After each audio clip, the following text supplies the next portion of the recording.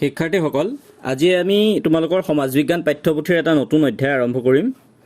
আমি আজি আৰম্ভ কৰিবলগীয়া অধ্যায়টো হৈছে তোমালোকৰ ইতিহাস খণ্ডৰ দ্বিতীয়টো পাঠ, ভাৰতীয় জাতীয়তাবাদৰ উন্মেষণ। আহচোন আমি এই পাঠটো আৰম্ভ কৰোঁ। তোমালোকে ইতিমধ্যে পাই আহিছা বা তোমালোকে জানা যে ভাৰতবৰ্ষত থিতাপি লোৱা ইষ্ট ইণ্ডিয়া কোম্পানীৰ প্ৰথম আৰু প্ৰধান উদ্দেশ্য আছিলে বেহা বেপাৰ কৰা। মানে তেওঁলোকে ব্যৱসায়িক উদ্দেশ্য লৈ ভাৰতবৰ্ষলৈ আহিছিল আৰু বেহা বেপাৰ কৰাটোৱে তেওঁলোকৰ প্ৰথম আৰু প্ৰধান উদ্দেশ্য আছিল।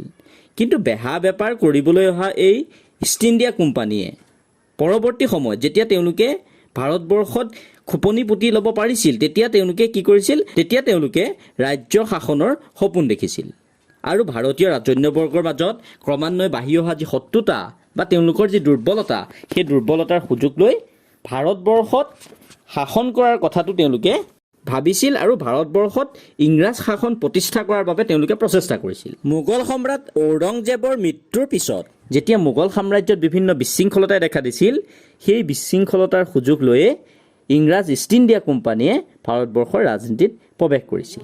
তেওঁলোকে জানিছিল যে ব্যৱসায়িক লাভৰ বাবে বা ব্যৱসায় চলাই থাকিবৰ কাৰণে তেওঁলোকে ৰাজনৈতিক ক্ষমতা আহৰণ কৰিব লাগিব আৰু সেই ৰাজনৈতিক ক্ষমতা আহৰণ কৰাৰ উদ্দেশ্যে এই ইষ্ট ইণ্ডিয়া কোম্পানীৰ বিষয়া ৰবাৰ্ট ক্লাইভে বংগৰ নবাব চিৰাজউদ্দৌলাক পলাশী যুদ্ধত পৰাস্ত কৰিছিল আৰু ভাৰতবৰ্ষত ব্ৰিটিছ শাসনৰ পাতনি মেলিছিল।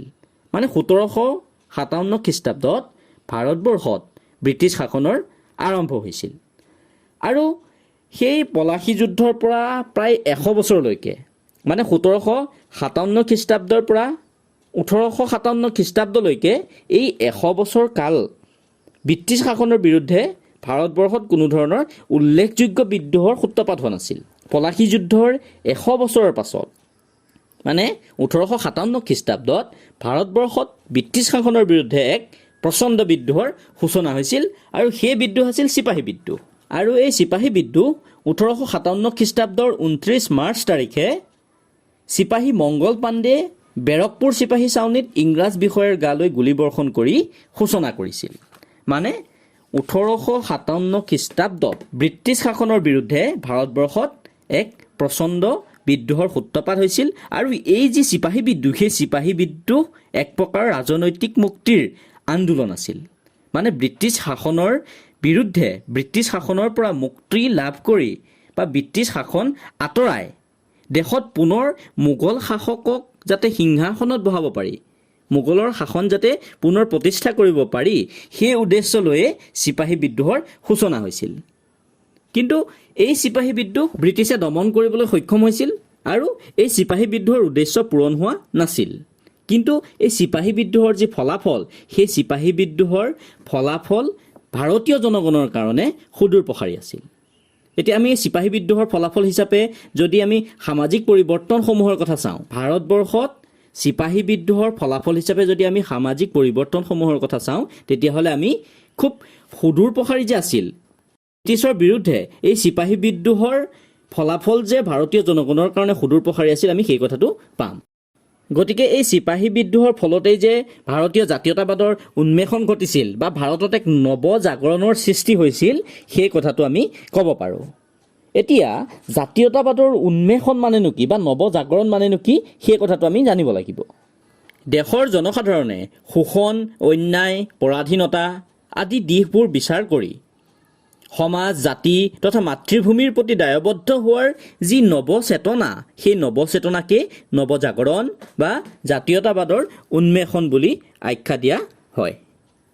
মানে দেশৰ জনসাধাৰণে দেশত চলি থকা শোষণ, তেওঁলোকৰ ওপৰত হৈ থকা শোষণ, তেওঁলোকৰ প্ৰতি হৈ থকা অন্যায় বা তেওঁলোক যে পৰাধীন হৈ আছে, সেই ইত্যাদি দিশসমূহ বিচাৰ কৰি সমাজখন বা জাতিটোৰ প্ৰতি বা মাতৃভূমিৰ প্ৰতি দায়বদ্ধ হোৱাৰ যি চেতনা, যি নতুন চেতনা, সেই চিন্তা চেতনাকে নৱজাগৰণ বা জাতীয়তাবাদৰ উন্মেষণ বুলি কোৱা হয়। আৰু 19বিংশ শতিকাৰ এই যি নৱজাগৰণ, সেই নৱজাগৰণে এখন নতুন ভাৰতবৰ্ষ সৃষ্টিত অৰিহণা যোগাইছিল। ইংৰাজ প্ৰশাসনে যেতিয়া ভাৰতবৰ্ষত পাশ্চাত্য শিক্ষা সংস্কৃতিৰ লগত পৰিচয় কৰাই দিছিল, তেতিয়া ভাৰতীয়সকলৰ দৃষ্টিভংগীৰ পৰিৱৰ্তন হৈছিল। তেওঁলোকৰ মনত নতুন চেতনাৰ উন্মেষ ঘটিছিল। তেওঁলোকে সকলো কথাকে যুক্তিৰে বিচাৰ বিবেচনা কৰাৰ প্ৰতি ধাউতি বাঢ়িছিল আৰু এনেবোৰ কথাৰ কাৰণেই দেশৰ জনসাধাৰণে শোষণ, অত্যাচাৰ, পৰাধীনতা, অন্যায় এই দিশসমূহ নতুনকৈ বিচাৰ কৰি চাবলৈ শিকিছিল, নতুনকৈ বিবেচনা কৰিবলৈ শিকিছিল আৰু তেওঁলোক সমাজৰ প্ৰতি, নিজৰ মাতৃভূমিৰ প্ৰতি, নিজৰ জাতিটোৰ প্ৰতি তেওঁলোক দায়বদ্ধ হৈ পৰিছিল। আৰু সেই যি দায়বদ্ধতাৰ ভাৱ জাগি উঠিছিল বা নতুন এটা চিন্তা চেতনাৰ তেওঁলোকৰ মাজত জাগি উঠিছিল, ভাৰতীয়সকলৰ মাজত জাগি উঠিছিল, সেয়াই হৈছে জাতীয়তাবাদৰ উন্মেষণ। আৰু ভাৰতীয় এই জাতীয়তাবাদৰ উন্মেষণৰ অন্তৰালত বিভিন্ন কাৰণ লুকাই আছে। আৰু আমাৰ এই পাঠটোত ভাৰতীয় জাতীয়তাবাদৰ উন্মেষণৰ এই বিভিন্ন কাৰণসমূহ বা কাৰকসমূহ সেই সম্পৰ্কে আমাক আলোচনা কৰিবলৈ দিছে। এতিয়া আমি ভাৰতবৰ্ষত জাতীয় জাগৰণ গঢ়ি উঠাৰ বা জাতীয়তাবাদৰ উন্মেষণৰ দুটা প্ৰধান কাৰক, পাশ্চাত্য শিক্ষাৰ প্ৰভাৱ আৰু যাতায়াতৰ উন্নতি, সেই কাৰক দুটাৰ বিষয়ে আমি আলোচনা কৰিম। আমি প্ৰথমেই চাম ভাৰতীয় জাতীয় জাগৰণত পাশ্চাত্য শিক্ষাৰনো কি প্ৰভাৱ আছে সেই সম্পৰ্কে। ব্ৰিটিছে ভাৰতীয় শিক্ষা ব্যৱস্থাৰ আধুনিকীকৰণৰ চেষ্টা কৰিছিল। 19বিংশ শতিকাৰ প্ৰথমাৰ্ধত ইংৰাজ মিছনেৰী আৰু কেইগৰাকীমান চিন্তাশীল ব্যক্তিয়ে ভাৰতীয় শিক্ষা ব্যৱস্থাটোক আধুনিকতাৰ ফালে লৈ যাব বিচাৰিছিল। আৰু পোনপ্ৰথমে তেওঁলোকে বংগদেশত আৰু পিছত ভাৰতবৰ্ষৰ অন্যান্য ঠাইসমূহত আধুনিক শিক্ষাৰ বিস্তাৰ কৰিবৰ কাৰণে বিভিন্ন ধৰণৰ অনুষ্ঠান বা শিক্ষানুষ্ঠান গঢ়ি তোলা হৈছিল। মানে ভাৰতীয় যি শিক্ষা ব্যৱস্থা, সেই শিক্ষা ব্যৱস্থাক যাতে আধুনিকীকৰণ কৰিব পৰা যায়, আধুনিক কৰিব পৰা যায় বা আধুনিকতাৰ ফালে লৈ যাব পৰা যায়, তাৰ প্ৰচেষ্টা ইংৰাজসকলে কৰিছিল। 1835 খ্ৰীষ্টাব্দত গভৰ্ণৰ জেনেৰেল পৰিষদ আইনৰ সদস্য তথা শিক্ষা সমিতিৰ সভাপতি লৰ্ড মেকলে ইংৰাজী ভাষাৰ মাধ্যমত পশ্চিমীয়া শিক্ষা ব্যৱস্থাৰ প্ৰৱৰ্তনৰ পৰামৰ্শ আগবঢ়াইছিল। মানে ভাৰতবৰ্ষত যাতে ইংৰাজী ভাষাৰ মাধ্যমেৰে পশ্চিমীয়া শিক্ষা ব্যৱস্থাৰ প্ৰৱৰ্তন কৰিব পৰা যায়, শিক্ষাৰ আধুনিকীকৰণ কৰিব পৰা যায়, তাৰ পৰামৰ্শ আগবঢ়াইছিল। আৰু সেই মৰ্মে 1854 খ্ৰীষ্টাব্দত চাৰ্লছ উডৰ প্ৰচেষ্টাত ভাৰতত আধুনিক শিক্ষাৰ সূচনা হৈছিল। মানে 1854 খ্ৰীষ্টাব্দত ভাৰতবৰ্ষত আধুনিক শিক্ষাৰ সূচনা হৈছিল আৰু সেয়া হৈছিল চাৰ্লছ উডৰ নেতৃত্বত বা প্ৰচেষ্টাত। এই চাৰ্লছ উডে তেওঁৰ যিখন প্ৰেৰণ পত্ৰ বা শিক্ষাৰ সংস্কাৰ আঁচনি, তাত কি কৰিছিল, প্ৰাথমিক স্তৰৰ পৰা বিশ্ববিদ্যালয় পৰ্যায়লৈকে এটা সুসংহতিত আঁচনি নিৰ্ধাৰণ কৰিছিল আৰু নিম্ন পৰ্যায়ত দেশীয় ভাষাৰে শিক্ষা প্ৰদানৰ নিৰ্দেশনা প্ৰদান কৰা হৈছিল। লগতে উচ্চ পৰ্যায়ত ইংৰাজী ভাষাৰে শিক্ষা প্ৰদানৰ নিৰ্দেশনা প্ৰদান কৰা হৈছিল। আৰু এনেধৰণেই ভাৰতবৰ্ষত আধুনিক শিক্ষাৰ ভেটিটো তৈয়াৰ কৰা হৈছিল। লগতে বিভিন্ন ধৰণৰ আঁচনি তেওঁলোকে গ্ৰহণ কৰিছিল। মেধাৱী ছাত্ৰীক বৃত্তি দিয়া, শিক্ষানুষ্ঠানত চৰকাৰী অনুদানৰ ব্যৱস্থা কৰা ইত্যাদি বিভিন্ন আঁচনি তেওঁলোকে ব্যৱস্থা কৰিছিল আৰু তাৰ ফলত শিক্ষানুষ্ঠানৰ সংখ্যা বৃদ্ধি কৰিবলৈ লৈছিল। ভাৰতবৰ্ষৰ এই শিক্ষা ব্যৱস্থাটো উন্নয়নৰ বাবে বা উন্নতিৰ বাবে উডৰ শিক্ষা সংস্কাৰ আঁচনিখন ভাৰতত প্ৰৱৰ্তন কৰি প্ৰত্যেকখন প্ৰদেশতে এজন সচিবৰ তলত শিক্ষা বিভাগটো এটা মুকলি কৰাৰ পৰামৰ্শ আগবঢ়োৱা হৈছিল। আৰু সেই পৰামৰ্শ অনুসৰিয়ে ভাৰতবৰ্ষৰ প্ৰতিখন প্ৰদেশতে শিক্ষা বিভাগ খোলা হৈছিল। তাৰমানে ভাৰতবৰ্ষৰ শিক্ষা ব্যৱস্থাটোক আধুনিকতাৰ ফালে লৈ যাব বিচাৰিছিল আৰু ভাৰতবৰ্ষত ইংৰাজী শিক্ষাৰ মাধ্যমেৰে পশ্চিমীয়া শিক্ষা ব্যৱস্থাৰ প্ৰৱৰ্তন কৰিব বিচাৰিছিল। ইংৰাজে যি এই পাশ্চাত্য শিক্ষাৰ প্ৰৱৰ্তন কৰিছিল, সেই পাশ্চাত্য শিক্ষাই বংগবাসীক আলোড়িত কৰিছিল। কলিকতাৰ শিক্ষানুষ্ঠানসমূহত, এই আধুনিক শিক্ষানুষ্ঠানসমূহত অধ্যয়ন কৰিব পৰাটো এটা গৌৰৱৰ বিষয় হিচাপে পৰিগণিত হৈছিল। আৰু কলিকতা তথা ৰাজধানীৰ প্ৰতি মানুহৰ যিটো আকৰ্ষণ আছিল, সেই আকৰ্ষণসমূহৰ লগতে সেই ৰাজধানীত স্থাপন কৰা যিসমূহ শিক্ষা প্ৰতিষ্ঠান, যিসমূহ আধুনিক শিক্ষা প্ৰতিষ্ঠান, সেই শিক্ষা প্ৰতিষ্ঠানসমূহে সকলোকে আকৰ্ষিত কৰিছিল আৰু তেওঁলোকৰ মন প্ৰাণ নতুন আলোকেৰে উদ্ভাসিত হৈ পৰিছিল। যেতিয়া ভাৰতীয়সকলে এই আধুনিক শিক্ষা ব্যৱস্থাৰ ভিতৰত সোমাই পৰিছিল বা এই পাশ্চাত্য শিক্ষা ল'বলৈ আৰম্ভ কৰিছিল, তেতিয়া সেই পুথি অধ্যয়নৰ মাজেৰে তেওঁলোকে পাশ্চাত্য জগতৰ মহান চিন্তাবিদসকলৰ আদৰ্শৰ সৈতে তেওঁলোক চিনাকি হৈ পৰিছিল। লগতে ৰুছো, ভলটেয়াৰ, বাৰ্ক স্পেন্সাৰ আদি বিখ্যাত ব্যক্তিসকলৰ ৰচনা যেতিয়া তেওঁলোকে পঢ়িছিল, তেতিয়া তেওঁলোক মানসিকভাৱে সন্তুষ্ট হৈছিল আৰু জাতীয়তাবাদ, স্বশাসন, গণতন্ত্ৰ আদিৰ বিষয়ে যেতিয়া তেওঁলোকে জ্ঞান লাভ কৰিছিল, তেতিয়া তেওঁলোকৰ মনসমূহ কৌতূহলেৰে পূৰ্ণ হৈ পৰিছিল। মানে তেওঁলোকে আধুনিক পাশ্চাত্য শিক্ষাৰ প্ৰভাৱত তেওঁলোকৰ মনসমূহ কৌতূহলপূৰ্ণ হৈ পৰিছিল আৰু তেওঁলোকে যেতিয়া তেওঁলোকৰ ছাত্ৰ জীৱন শেষ কৰি তেওঁলোকে সেই শিক্ষা গ্ৰহণ কৰি যেতিয়া নিজৰ সমাজলৈ, নিজৰ ঠাইলৈ উভতি আহিছিল, তেতিয়া তেওঁলোকে নতুন নতুন চিন্তা তেওঁলোকৰ সমাজখনলৈ কঢ়িয়াই লৈ আহিছিল আৰু সেই চিন্তাৰ ফলস্বৰূপে সমাজখনক তেওঁলোকে পোহৰাই তুলিবলৈ চেষ্টা কৰিছিল।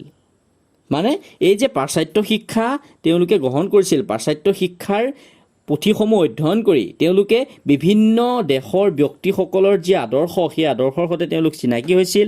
তেওঁলোকে বিভিন্ন বিখ্যাত ব্যক্তিসকলৰ ৰচনা যেতিয়া অধ্যয়ন কৰিছিল, তেতিয়া তেওঁলোকে বিভিন্ন চিন্তা চেতনাৰ সৈতে পৰিচয় হৈছিল আৰু বিভিন্ন ধৰণৰ জ্ঞানেৰে তেওঁলোক যেতিয়া পৰিপুষ্ট হৈছিল, যেতিয়া তেওঁলোকে নিজৰ ছাত্ৰ জীৱন শেষ কৰি উভতি আহিছিল, তেতিয়া তেওঁলোকে নতুন নতুন চিন্তা সমাজখনলৈ কঢ়িয়াই লৈ আহিছিল আৰু তেওঁলোকৰ মনত একতাৰ ভাৱ গঢ়ি উঠিছিল। আৰু সেই যি চিন্তা চেতনা বা সেই যি একতাৰ ভাৱ, সেই একতাৰ ভাৱ বা চিন্তা চেতনাই তেওঁলোকক পৰাধীনতাৰ পৰা মুক্তি পোৱাৰ সপোন দেখুৱাইছিল আৰু তেওঁলোকে ব্ৰিটিছ শাসনৰ পৰা কেনেকৈ মুক্তি লাভ কৰিব পাৰি তাৰ কথা তেওঁলোকে চিন্তা কৰিবলৈ আৰম্ভ কৰিছিল। এতিয়া তোমালোকৰ পাঠ্যপুথিত কৈছে যে কলিকতাত গঢ়ি উঠা শিক্ষিত সমাজখনৰ পৰাই প্ৰথম জাতীয় চেতনাৰ বিকাশ ঘটিছিল। মানে কলিকতাত এই যি শিক্ষিত সমাজ গঢ়ি উঠিছিল, এই পাশ্চাত্য শিক্ষাৰ বা আধুনিক শিক্ষাৰ ফলত যিখন শিক্ষিত সমাজ গঢ়ি উঠিছিল, সেই সমাজৰ পৰাই প্ৰথম জাতীয় চেতনাৰ বিকাশ ঘটিছিল। কেনেকৈ দেশবাসীৰ অন্তৰত দেশপ্ৰেমৰ ভাৱ জগাই তুলিব পাৰি, কেনেকৈ দেশমাতৃক পৰাধীনতাৰ পৰা মুক্ত কৰিবৰ কাৰণে কেনেধৰণে দেশবাসীক আহ্বান জনাব লাগে ইত্যাদি বিভিন্ন চিন্তা চেতনা তেওঁলোকে কৰিছিল। আৰু সেই সময়ত ঈশ্বৰচন্দ্ৰ গুপ্তই পোনপ্ৰথমে স্বদেশপ্ৰেমৰ কবিতা ৰচনা কৰি দেশবাসীৰ অন্তৰত দেশপ্ৰেমৰ ভাৱ জগাই তুলিছিল। বংকিম চন্দ্ৰ চট্টোপাধ্যায়ে বন্দে মাতৰম গীতৰ জৰিয়তে দেশমাতৃক বচোৱাৰ আহ্বান জনাইছিল। কবি ইকবালে চাৰে জাহাঁ সে আচ্ছা হিন্দুস্তান হে হমাৰা আদি গীতসমূহৰ জৰিয়তে জাতীয়তাবাদৰ ভাৱধাৰা জগাই তুলিবৰ কাৰণে চেষ্টা কৰিছিল। মানে এই যি শিক্ষিত সমাজ গঢ়ি উঠিছিল, সেই শিক্ষিত সমাজখনে আধুনিক বা পাশ্চাত্য শিক্ষাৰ প্ৰভাৱত গঢ়ি উঠা যিখন শিক্ষিত সমাজ, সেই শিক্ষিত সমাজখনে জাতীয় চেতনাৰ বিকাশ কৰিবৰ বাবে চেষ্টা কৰিছিল। মানে পৰাধীনতাৰ পৰা যাতে দেশখনক মুক্ত কৰিব পাৰি বা পৰাধীনতাৰ পৰা দেশখনক মুক্ত কৰিবৰ কাৰণে দেশবাসীৰ মাজত কেনেকৈ জাতীয় চেতনাৰ বিকাশ কৰিব পাৰি, সেই চেষ্টা তেওঁলোকে কৰিছিল। ভাৰতীয় জাতীয়তাবাদৰ উন্মেষণত পাশ্চাত্য শিক্ষাই যেনেধৰণে প্ৰভাৱ বিস্তাৰ কৰিছিল, ঠিক তেনেধৰণে যাতায়াতৰ উন্নয়নেও ভাৰতীয় জাতীয়তাবাদৰ উন্মেষণত বিশেষভাৱে সহায় কৰিছিল। এতিয়া কোম্পানীৰ শাসন যেতিয়া ভাৰতবৰ্ষত আৰম্ভ হৈছিল, তেতিয়া ভাৰতবৰ্ষৰ আভ্যন্তৰীণ যাতায়াত ব্যৱস্থাৰ আমূল পৰিৱৰ্তন হৈছিল। যিহেতু ইংৰাজসকল ভাৰতবৰ্ষলৈ ব্যৱসায়িক উদ্দেশ্যে আহিছিল, গতিকে তেওঁলোকে ব্যৱসায় কৰিবৰ বাবে ভাৰতবৰ্ষৰ আভ্যন্তৰীণ যি যাতায়াত ব্যৱস্থা, সেই যাতায়াত ব্যৱস্থাৰ উন্নত কৰাৰ ক্ষেত্ৰত বিশেষভাৱে অৰিহণা আগবঢ়াইছিল আৰু বিশেষভাৱে তেওঁলোকে সেই যাতায়াত বা যোগাযোগ ব্যৱস্থা উন্নত কৰিবলৈ চেষ্টা কৰিছিল, যাতে তেওঁলোকে ভাৰতবৰ্ষৰ কেঁচা সামগ্ৰী ক্ৰয় কৰিব পাৰে, ক্ৰয় কৰি লৈ যাব পাৰে, লগতে ইংলেণ্ডত প্ৰস্তুত কৰা শিল্পজাত সামগ্ৰী ভাৰতবৰ্ষলৈ বিক্ৰী কৰিবলৈ আনিব পাৰে। সেইবাবে তেওঁলোকে যাতায়াত আৰু যোগাযোগ ব্যৱস্থা উন্নত কৰিবলৈ চেষ্টা কৰিছিল। প্ৰথমে 1839 খ্ৰীষ্টাব্দত কলিকতাৰ পৰা দিল্লীলৈ গ্ৰেণ্ড ট্ৰাংক ৰোড নিৰ্মাণ কৰা হৈছিল আৰু এই গ্ৰেণ্ড ট্ৰাংক ৰোড নিৰ্মাণ কৰাৰ লগে লগেই ভাৰতৰ যাতায়াত ব্যৱস্থাৰ উন্নয়নৰ ধাৰাটো আৰম্ভ হৈছিলে। প্ৰায় 2 বছৰৰ ভিতৰত এই পথছোৱাৰ নিৰ্মাণ সম্পূৰ্ণ কৰা হৈছিল আৰু সেই পথছোৱাৰ নিৰ্মাণৰ লগে লগে ভাৰতবৰ্ষৰ যাতায়াত ব্যৱস্থাটোৰ বিশেষ উন্নয়ন হ'বলৈ, বিশেষ পৰিৱৰ্তন হ'বলৈ আৰম্ভ কৰিছিল। 1839 খ্ৰীষ্টাব্দত কলিকতাৰ পৰা দিল্লীলৈ নিৰ্মাণ কৰা এই গ্ৰেণ্ড ট্ৰাংক ৰোড লৰ্ড ডেলহাউছিৰ কাৰ্যকালত বৰ্তমানৰ পাকিস্তানৰ পেছোৱাৰলৈকে সম্প্ৰসাৰিত কৰা হৈছিলে।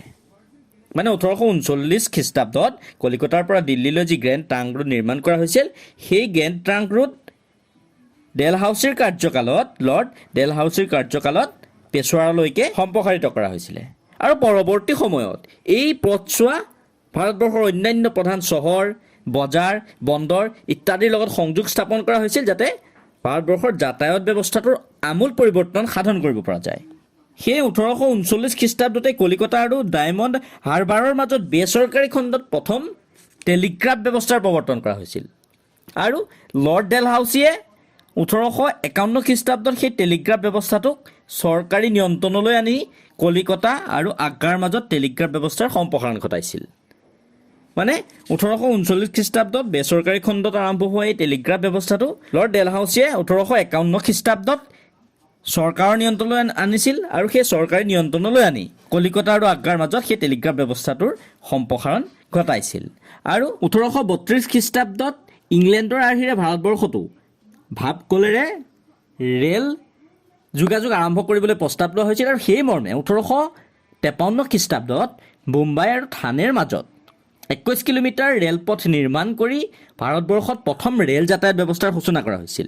মানে ভাৰতবৰ্ষত প্ৰথম ৰেল যোগাযোগ ব্যৱস্থা বা ৰেল যাতায়াত ব্যৱস্থা আৰম্ভ হৈছিল 1853 খ্ৰীষ্টাব্দত মুম্বাই আৰু থানেৰ মাজত। মুম্বাই আৰু থানেৰ মাজত 21 কিলোমিটাৰ ৰেলপথৰ চলাচলেৰে ভাৰতবৰ্ষত প্ৰথম ৰেল ব্যৱস্থাৰ সূচনা কৰা হৈছিল। আৰু তাৰ পৰৱৰ্তী বছৰত 1854 খ্ৰীষ্টাব্দত মাদ্ৰাজত ৰেলপথ নিৰ্মাণৰ কাম আৰম্ভ হৈছিল। আৰু এই দুয়োখন প্ৰধান ঠাইক কেন্দ্ৰবিন্দু কৰি ৰেল যোগাযোগৰ সম্প্ৰসাৰণ ঘটোৱা হৈছিল। সেই মৰ্মে আমাৰ অসমতো 1883 খ্ৰীষ্টাব্দত শদিয়াৰ পৰা ডিব্ৰুগড়লৈ ৰেলৰ যোগাযোগ আৰম্ভ কৰা হৈছিল। মানে আমাৰ অসমত প্ৰথম ৰেল যাতায়াত ব্যৱস্থা আৰম্ভ হৈছিল শদিয়া আৰু ডিব্ৰুগড়ৰ মাজত। কি কাৰণে? কাৰণ উজনি অসমত চাহপাত বিশেষভাৱে উৎপন্ন হয়, গতিকে সেই চাহপাতৰ ব্যৱসায় কৰিবৰ কাৰণে ব্ৰিটিছে অসমতো ৰেলপথৰ নিৰ্মাণ কৰিছিল আৰু ৰেল যাতায়াত ব্যৱস্থা ৰেল যোগাযোগ ব্যৱস্থাৰ আৰম্ভ কৰিছিল। 1883 খ্ৰীষ্টাব্দত অসমতো শদিয়া আৰু ডিব্ৰুগড়ৰ মাজত ৰেলৰ যোগাযোগ আৰম্ভ হৈছিল। আৰু ব্যৱসায়িক সম্প্ৰসাৰণৰ উদ্দেশ্যেৰে ব্ৰিটিছে ৰেল যাতায়াত ব্যৱস্থা আৰম্ভ হৈছিল। এনেধৰণেই গ্ৰেণ্ড ট্ৰাক ৰোড নিৰ্মাণ, ৰেলপথ নিৰ্মাণ, লগতে টেলিগ্ৰাফ ব্যৱস্থাৰ প্ৰৱৰ্তন ইত্যাদি বিভিন্ন আধুনিক যোগাযোগ ব্যৱস্থা, আধুনিক যাতায়াত ব্যৱস্থাৰ জৰিয়তে ভাৰতবৰ্ষত যাতায়াত ব্যৱস্থাৰ বিশেষ উন্নয়ন কৰিবৰ কাৰণে ব্ৰিটিছে চেষ্টা কৰিছিল। আৰু এই বিভিন্ন যোগাযোগ ব্যৱস্থাই আধুনিক যাতায়াত আৰু যোগাযোগ ব্যৱস্থাই ভাৰতবৰ্ষৰ শিক্ষিত মানুহৰ মনত বিশেষভাৱে প্ৰভাৱ পেলাইছিল। আৰু পৰৱৰ্তী সময়ত এই যি আধুনিক যাতায়াত আৰু যোগাযোগ ব্যৱস্থা, সেই আধুনিক যাতায়াত আৰু যোগাযোগ ব্যৱস্থাই ভাৰতবৰ্ষৰ জাতীয়তাবাদৰ উন্মেষণত বিশেষভাৱে অৰিহণা যোগাইছিল। গতিকে আজি আমি আলোচনা কৰিলোঁ যে পাশ্চাত্য শিক্ষাৰ প্ৰভাৱত আৰু যাতায়াত ব্যৱস্থাৰ উন্নয়নৰ প্ৰভাৱত ভাৰতবৰ্ষত কেনেকৈ জাতীয়তাবাদৰ উন্মেষণ হৈছিল বা ভাৰতবৰ্ষত নৱজাগৰণৰ সৃষ্টি হৈছিল। এই পাশ্চাত্য শিক্ষাৰ প্ৰভাৱ বা যাতায়াতৰ উন্নয়ন ইয়াৰ উপৰিও অন্যান্য বিভিন্ন কাৰক আছে যিসমূহে ভাৰতীয় জাতীয়তাবাদৰ উন্মেষণত বিশেষভাৱে অৰিহণা যোগাইছিল। আৰু সেই সম্পৰ্কে আমি পৰৱৰ্তী ক্লাছত আলোচনা কৰিম। এতিয়া তোমালোকে এই প্ৰশ্নকেইটা কৰি পেলাবা।